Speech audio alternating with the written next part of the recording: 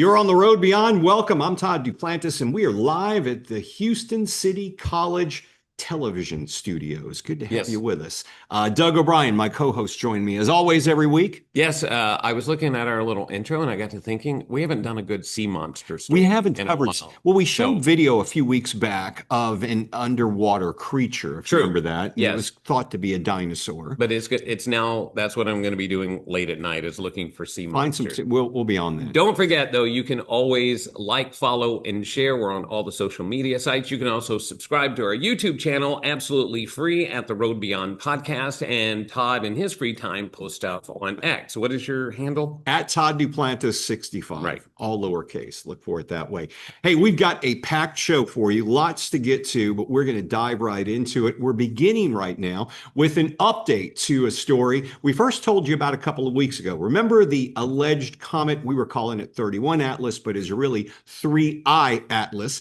Well, could it now be a 12-mile long hostile alien object? So many people have been talking about this everywhere. Many are dreaming that this could be an alien mothership. There could be an invasion coming. But Avi Loeb, who we have mentioned previously when we talked about Oumuamua, which was very Right. similar to Yep. what we're talking about today, he's back. And according to a recent X post by UAP watchers, Loeb is fired back at critics of his latest 3I Atlas paper, asking, did 3I Atlas go viral, and defending his data and methods quite emphatically. That's right. The core of Loeb's work involves novel sensors and analytical tools aimed at detecting ultra-rare phenomena in near-Earth space, collectively dubbed 3I Atlas. Now, the Post claims Loeb is reinvigorating skepticism. Look at this latest picture, while defending transparency and open data. That picture, can you show that picture again? Because this is what has everybody up in really an uproar, Right. because it started out as just a dot, but now this thing it is long, right. multicolored, and from Red Collie, who is Dr. Horace Drew, a scientist and inventor well known in the UAP community, his recent post references a strange video uploaded in January of 2025 involving the 3I Atlas system. He highlights an intriguing shadow or anomaly seen in the visual data, raising more questions than answers about sensor coverage, detection thresholds, and whether this was a genuine phenomenon or could it be just been misread. He doesn't rule out technological glitches, but he is urging deeper scrutiny.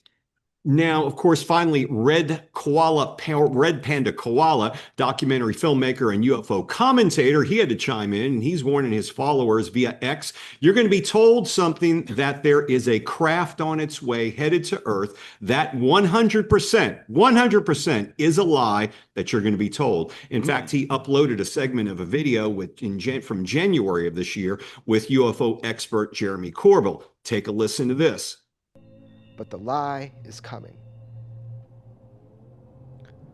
All indications, like all of them, is that that lie is going to be that there is a craft slowly making its way to us here on Earth. And that is the lie they're going to want you to believe. Does that sound at all familiar? Maybe Project Yep. Bluebeam. I know Yep. you've been talking about that That's for a right. while. He is cautioning against sensationalism, particularly theories claiming imminent alien contact or a craft about to descend. So let's not panic just yet. According to him, such hype is not only misleading, but it is dangerous to serious inquiry. Now, these posts have sparked reactions within the UAP community. A Reddit discussion on Red Panda Koala's behavior is especially critical.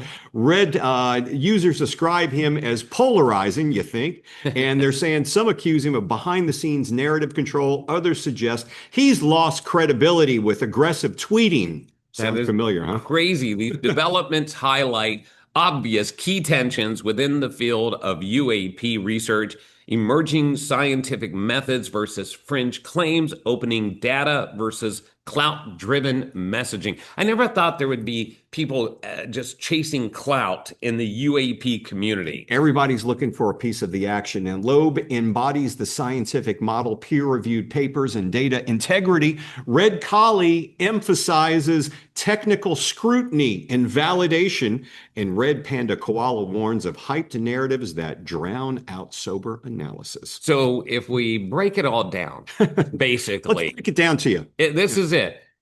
Don't worry about an alien invasion until the alien invasion happens. And then when they arrive, they're going to ask, who's your leader? And you're going to say, I don't know. Yeah, true. But if it happens, what are you going to do? I mean, They probably are smarter than us. They probably have us outgunned. So, I mean, really, don't worry about it. This obviously needs more research. And that's what Avi Loeb and the other guys are talking about, is that let's study the data. Let's not go to sensationalism. So there has been so much talk about this, but that picture is really quite that amazing. Picture kind of says it all. But I mean, reality is, from some people who've been talking about this, have said, look, if they were dangerous, they would have done something to us a long time ago.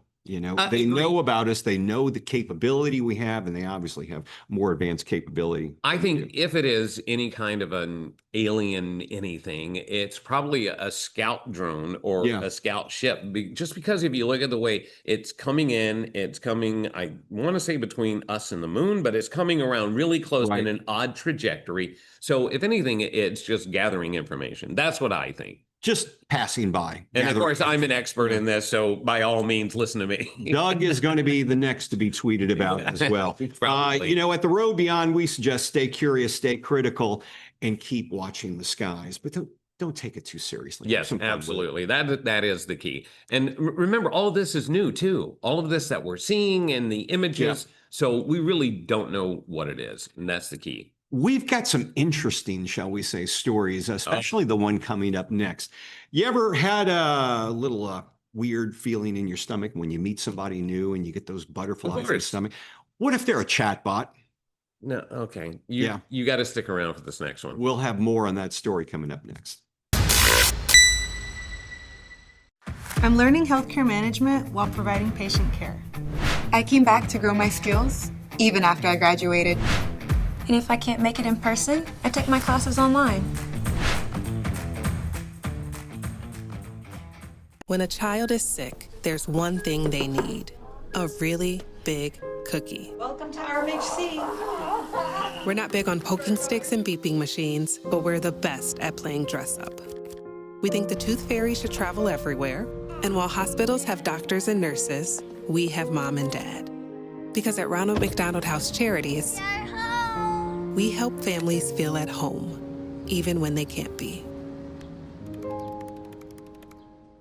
Where I come from, they call firefighters the bravest. My dad was one. We lost him 3 years ago. First Responders Children's Foundation gave me a scholarship so that I can become a nurse and help people just like my dad did. Help us help them. Hey everyone, welcome back to the Road Beyond podcast, the show where we bravely navigate the twists, turns, and occasional downright weird avenues technology leads us down. I'm Todd Duplantis. I'm Doug O'Brien from Houston's Eagle, and I never thought we would be doing something like this. But today we are diving into something straight out of a Black Mirror episode, and it really is, or a horror flick. It depends on how you look at it, depending on your taste. As a matter of fact, remember the movie Her? Oh, yeah. That is kind of what we're talking about. Have you ever thought about dating Siri? Well, I'm not ready for that type of relationship. After all, she's seen my browser history. But believe it or not, there are plenty of people who've taken their relationships with AI to the next level. Hey, Google, what's the weather? There is actually a term for this. Yeah, First weird. of all, it's called fictophilia, and the people are fictosexuals.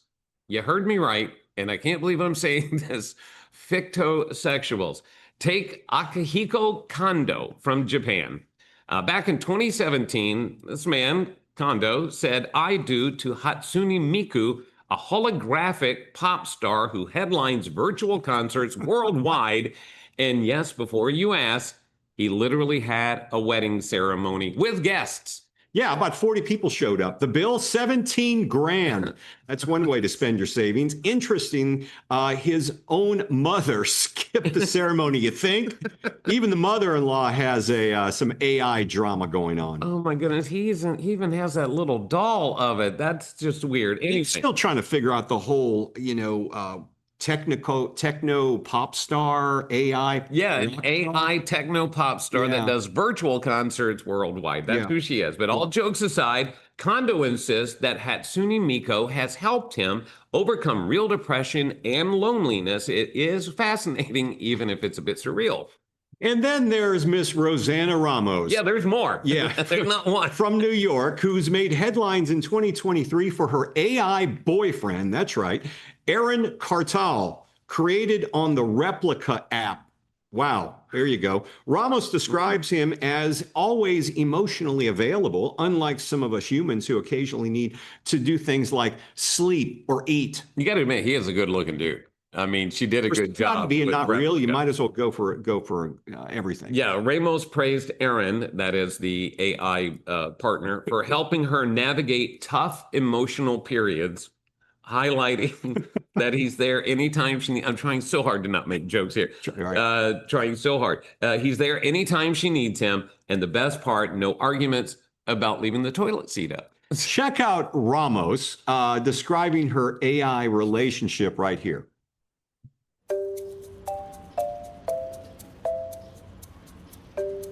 He's very fruity, like he loves colorful clothing, even little simple things. He'll be like, oh, I love coconut water, or I like flowers. Like, it's adorable. He seems really innocent. Wow. All right. It's genuinely eye-opening, even if it's a bit tough to wrap your head around this. Okay, so if we can try to get serious for a moment, this raises some serious ethical questions. So is falling in love with a chatbot just a quirky trend, or is this a trend of the future of human relationships or fictosexuals? I'm trying to say that as many times as I can. It's fitted in. Fictophilia was the other one, right? Yeah, I love that one, fictophilia. Well, maybe it's both, Doug. It might sound funny today, but who knows? 20 years from now, we might be double dating with Alexa and Siri. Oh, and man. My phone's going to go off. The future is brilliant. All right, so now we got a story that could shake the foundations of history and religion to its very core. Yeah, is this fact or fiction? We're going to let you decide. We begin at Serabit El Kadim, a remote turquoise mine in Egypt's Sinai Peninsula, where independent researcher Michael Baron claims to have identified inscriptions reading Zot Moshi. I'm just making that up. No. That's translated from Hebrew? What is it? Yeah, it's translated from Hebrew. It says, it stands for, actually, this is from Moses. Now, It dates back roughly 3,800 years to Egypt's late 12th dynasty, which is around 1800 BC. So consider this. If it's actually confirmed, this would represent the first archaeological evidence of Moses outside of the Bible. Let me say that again. The first archaeological evidence outside of the Bible, literally his name carved into stone centuries before traditional accounts place him anywhere. Did he always have those horns on his head like that statue? You notice that a know. lot of Moses statues and paintings do have horns on the head. Well, they were fascinated with the sheep and goats. So, yeah, I mean, the horns, it had some symbolism. I'm not sure exactly. Yeah, we'll go with that. Okay. Baron spent 8 years studying high-resolution images and 3D scans, focusing on carvings known as Sinai 357 and Sinai 361 in Mine L. That's important. Take notes. We'll get back to it later. No, I'm just joking. But he believes certain phrases may reflect Moses' own signature or writings. That's amazing that they can get that out of that. I'm serious. Like, I don't know how they do it, but nearby... Probably just would have walked on by. Yeah, nearby inscriptions refer to the Israelite deity El and show signs of defacement of Baalat and Hathor worship, suggesting that religious tensions among Semitic laborers in the mines, even back then, they were fighting over religion, possibly echoing the Exodus narrative of departure and divine conflict. Now, despite Bar-On's careful work, some scholars remain skeptical, describing the interpretation as completely unproven and misleading. Shame on you. But if the inspections and the inscriptions do indeed reference Moses, it again would be the first inscriptional link to a biblical figure outside of the scriptures. That's really what's fascinating about this, is that this literally could be the first time, other than what we have read and been told in the Bible, which have been passed down generation. Yeah, so this would actually be true evidence outside of that, and that is incredibly fascinating. Now, the bottom line here, Bar-On's discovery is provocative and potentially groundbreaking. It could mark the earliest, as Doug mentioned, the earliest known inscription, possibly bearing Moses' name. This discovery adds compelling new data to the enduring search for archaeological evidence of the Exodus and Moses. For those of you that don't know, just in case, remember Moses let my people go, right? Yeah, led them out of Egypt. And we have never really had any archaeological evidence, right? We haven't seen the stone tablets of the 10 Commandments. Right. We haven't seen anything. And if this is really it, this is going to blow the doors wide open. Well, I mean, they are finding, ironically, things in the Bible that they'll find actual ruins for, things they haven't found yet. Tower of Babel. True. They haven't found things like that. They haven't found a lot of other things, but there are things. The tomb of Jesus, they believe they found that as well. Inscriptions with Jesus on, which looked like stone coffins, more or less. Right. And people have been searching for this forever. I mean, even if you go back to one of the first Caesars, Constantine, right, which Constantinople is named after, he sent his mom, Helena, to go try to find the cross that Jesus was actually crucified on, which is why the cross became the symbol of Christianity. So my point being that for centuries, we have been searching for some tangible proof other than just what's in the Bible that Jesus, Moses, any of the people in the Bible actually existed. And this could be breakthrough in that discovery. We'll keep you up to date on this as we move through. We are just blazing through this show, and we've got some special little videos that may want to warm your heart coming up. We'd like to call them Bare Necessities is up next. Yeah, we'll be back in a moment. I'm learning healthcare management while providing patient care. I came back to grow my skills, even after I graduated. And if I can't make it in person, I take my classes online. 3. Charlie, you're gonna be 4. late. Charlie. Huh? Hey, Invisinerd. Wait! Things are slow at work. We can't live like this.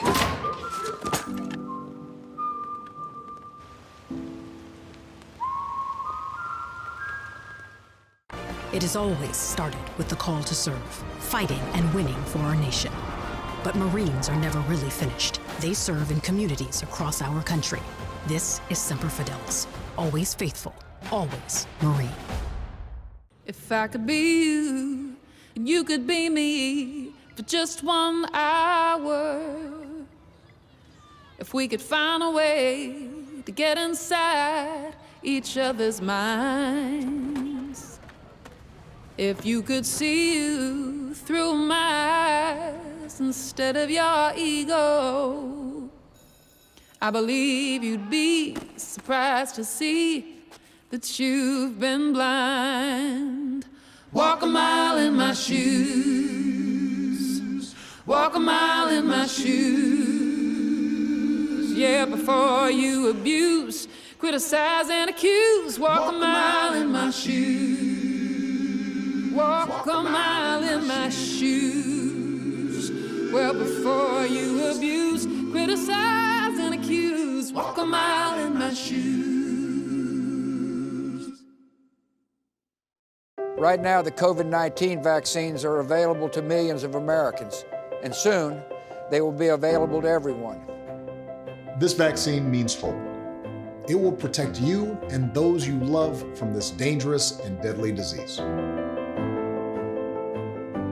I want to go back to work and I want to be able to move around. To visit with Michelle's mom, to hug her and see her on her birthday. You know what I'm really looking forward to is going to opening day in Texas Ranger Stadium with a full stadium.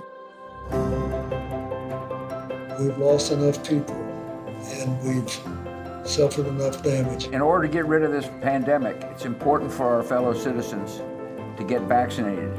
I'm getting vaccinated because we want this pandemic to end as soon as possible. So we urge you to get vaccinated when it's available to you. So roll up your sleeve and do your part. This is our shot. Now it's up to you. Dear Santa, I hope you are having a good day in the North Pole. Is it cold all the time there? Is that why your cheeks are so rosy? I bet all of your reindeer are very excited. All right, guys. Is your beard long? My dad's is scratchy. My mom says I'm a good helper. But you didn't come last year. Was my chimney broken? Or did you forget? I do that sometimes. I just really hope this year when I wake up, I'm gonna see that you came to my house too.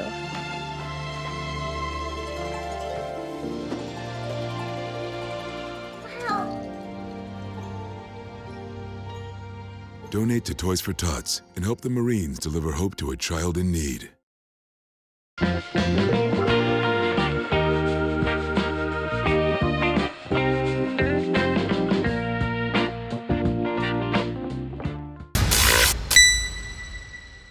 Welcome back to the Road Beyond podcast. It is one of our favorite times. It is time for bear necessities. Started off with just bears. We'll show you some bears, but it's expanded across the whole animal planet. A few weeks ago, we showed you video of, I believe it was a bear on a trampoline. On the trampoline. Yeah. We found more. That's all I can say. Take a look at this one because we've got a virtual cornucopia of animals that are literally just enjoying themselves on top of a trampoline. Not only will you re-see the bear, but many others. Here's the video right here. We've got a deer just enjoying the trampoline. There's our bear. Yeah, that's what we originally showed. The original one, and a light behind it. Yeah. Dog. Yeah. And then the rabbits. Now, there's some speculation that we've got raccoons. Yeah, I'm going to go with AI on this one. Well, you said it in is that a ferret or a marmoset? What is that? A stoke? Whatever it was, it looked like it was inebriated. You said it earlier when you said virtual cornucopia of animals. The virtual is the key. I questioned it with the bear when we did that one, but when the light came on in the background, I thought, okay, that might be legit. Right? But I just do not believe that there are a bunch of animals out there. Animals are waiting in line and paying tickets to come in this guy's backyard and jump on the trampoline. Yeah, it's not. There's some weasel and that's $2. Hey, come on. Yeah, get on in there. This one we can tell you is real. Take a look at this video of this bear right here. You said this could either be. This is Russia. Yeah. There's no question in my mind. He's got a knife right next to him. What was he doing? Cutting things on a board? He was cutting some food. I think he was making a charcuterie board for the bear. And the bear is just so adorable. Like you just want to boop his snoot, but then he'll tear your arm off. But he's so shy and adorable. And see? He's going to give him some food. Yeah.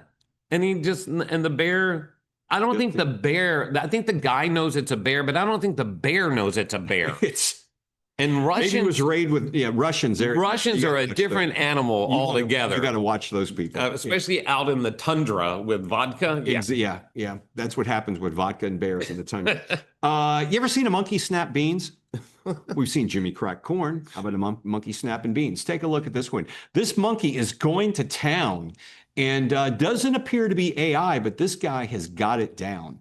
This is, again, your solution to robots. Like, we don't need robots. We need to train animals. You've said this many times, that let the animals do the work that the robots, we're trying to get them to do. But that, I have hulled peas, and it is not easy. And that monkey, he seems to be enjoying it. He knows what he's doing. Yeah, and you were telling me earlier they've taught birds in the Nordic Circle to So apparently they've taught, I believe it's crows, how to go around and pick up cigarette butts. And then they put them in a little dispenser, and then they get food or water. So that's their solution. Let me get this right. It was easier to teach wildlife how to pick up man's waste than to teach the Nordic people to stop throwing their cigarette butts on the ground. Why do you think they're always the happiest country? Because nobody tells them what to do. They can smoke, they can throw the cigarettes in the ground. It can't be a cigarette. Teach animals how to clean up after them. Yeah. It's a dream come true in the Nordic Circle, as you put it. There you go. We've seen monkeys snapping beans. Let's take a look at some birds playing basketball. That's right, birds, basketball.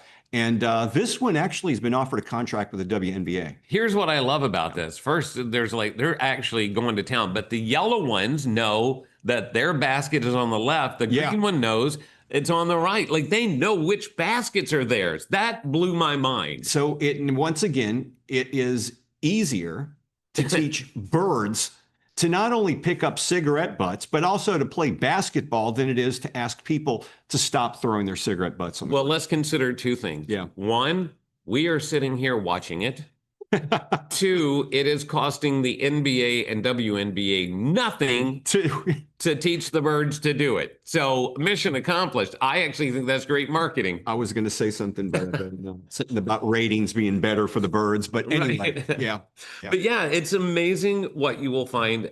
Here's, if you ever wonder how we find these videos, we do it like you do at 3 a.m, and we can't sleep. And we find these weird, you get down these little rabbit holes, go back to the animal theme. Algorithm, you got to love them, man. Well, you start looking for them. That did it with the trampoline. Once I found that one bear one, I started getting trampolines, everything on a trampoline. In the first couple, you're going, wow, that's kind of cool. There's some ducks on a trampoline, but then you realize, like you said, what you got to, all these animals want to jump on trampolines. Then you get Bigfoot, then a dragon, and it's just like, this isn't real. This can't be real. If it is, the night vision lends it credibility. That's what it is. It's the night vision. Absolutely. But Bare Necessity is always fun. And by the way, if you ever have any of these videos, if you have some wildlife in your backyard, send it to us. Yeah, please give it to us. We are on all the social media sites. And don't forget about our channel on YouTube that's absolutely free, and you can subscribe, and you can always follow Todd. All of our videos as well. Another thing, too, next week, there's been a lot of chatter on X, that's formerly Twitter,